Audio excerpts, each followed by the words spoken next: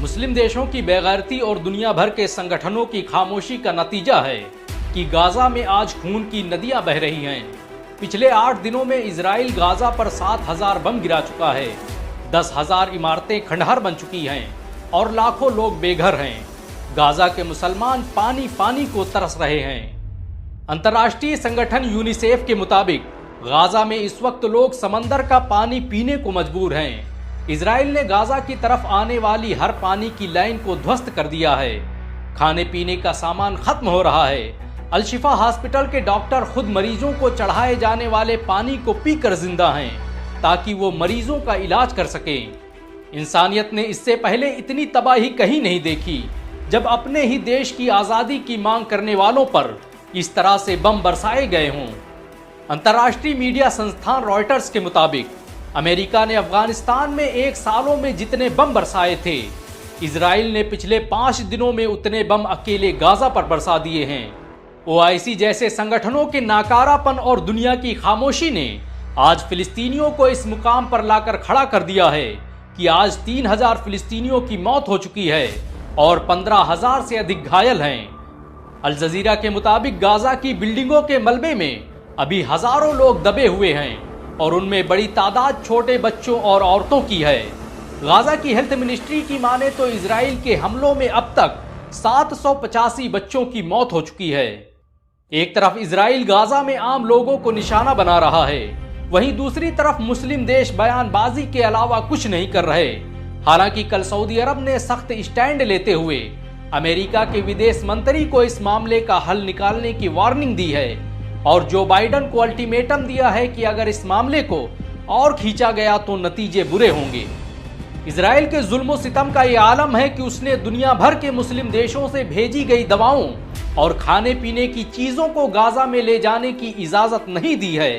Israel ने उन रास्तों को भी तबाह बर्बाद कर दिया है जहां से दवाओं से लदे ट्रक आसानी से गाजा पहुंच सकते थे और अब ये ट्रक गाजा से महज 20 किलोमीटर दूर मिस्र के बॉर्डर पर खड़े हैं, जबकि दूसरी तरफ इन्हीं दवाओं की कमी से लोग मर रहे हैं। लेकिन इंसानियत की दुहाई देने वाले मानवाधिकार संगठन और दुनिया के बड़े बड़े लीडर खामोश हैं, जो बताता है कि गाजा के लोगों की जान की कीमत कितनी सस्ती है। मिस्र की माने तो वो पिछले कई घंटों से इजराइल की तरफ से बॉर्डर के खुलने का इंतजार कर रहा है ताकि वो इन दवाओं और खाने पीने की चीजों को गाजा के आम लोगों तक पहुंचा सके, लेकिन इजराइल की तरफ से कोई प्रतिक्रिया नहीं आ रही है। अकेले दुबई ने इतनी दवाएं भेजी हैं कि जिससे 3 लाख लोगों का आसानी से इलाज किया जा सकता है। गाजा में क्या हो रहा है उसे सोचकर ही रोंगटे खड़े हो जाते हैं। ऐसी आशंका जताई जा रही है कि जितनी मौतें गाजा में बम बरसाने से नहीं हुई, उससे ज्यादा मौतें इलाज न मिलने और भूख से होने वाली हैं। वो लोग जो गाजा के अंदर से इंस्टाग्राम या अन्य सोशल मीडिया प्लेटफॉर्म पर रिपोर्टिंग कर रहे थे, उनके चैनल डिलीट कर दिए गए हैं और 50 से अधिक पत्रकारों को बम धमाकों में मार दिया गया है। 20 रेडियो स्टेशन उड़ा दिए गए हैं और 40 से अधिक मीडिया संस्थान ध्वस्त कर दिए गए हैं। इजराइल ने इस जंग में उस व्हाइट फास्फोरस का भी इस्तेमाल किया है जिस पर दुनिया भर में प्रतिबंध है और ये दावा अमेरिका के ही एमनेस्टी इंटरनेशनल ने किया है। व्हाइट फास्फोरस कितना खतरनाक है उसका अंदाजा इसी बात से लगाया जा सकता है कि इसके इस्तेमाल से आबो हवा जहरीली हो जाती है और इसके संपर्क में आने से आपकी किडनी, लीवर और दूसरे अंग फेल हो सकते हैं। इजराइल ने हमास के हमले का बदला लेने के लिए युद्ध के सारे नियम और कानून ताक पर रख दिए हैं। 23 लाख लोग बुनियादी सुविधाओं के लिए तड़प रहे हैं, लेकिन इसके बावजूद भी इजराइल पानी जैसी मूलभूत चीजें भी गाजा नहीं ले जाने दे रहा है। गाजा के लोग इस वक्त करबला जैसे मंजर से दो चार हो रहे हैं। अल जजीरा के मुताबिक सिर्फ सिनाई के अल एरिश एयरपोर्ट पर ही तुर्की, कतर, दुबई के 100 ट्रक खाने पीने और दवाओं को लेकर खड़े हैं जिन्हें गाजा में घुसने नहीं दिया जा रहा है।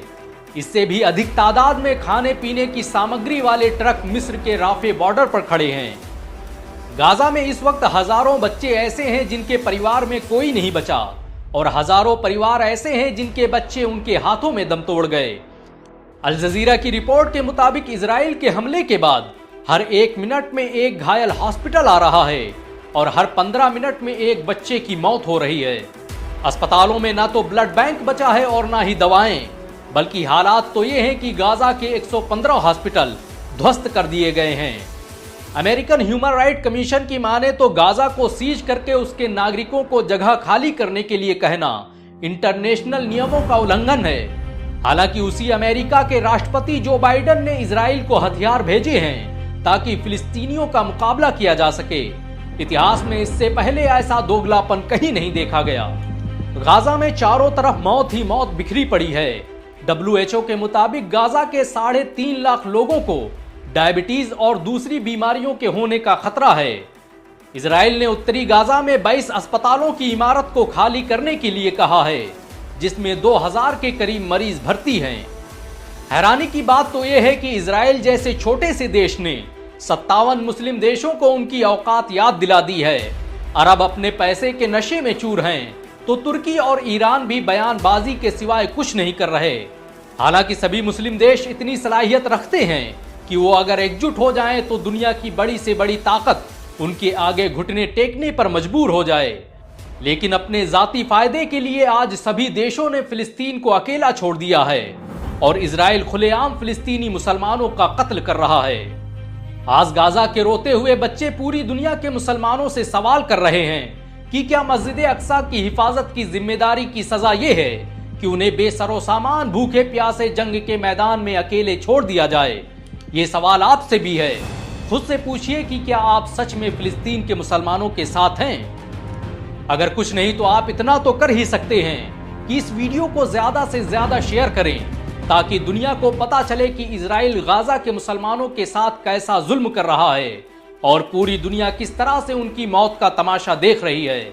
अगर आपको फिलिस्तीनियों से जरा भी हमदर्दी हो तो इस वीडियो को लाइक और शेयर जरूर करें।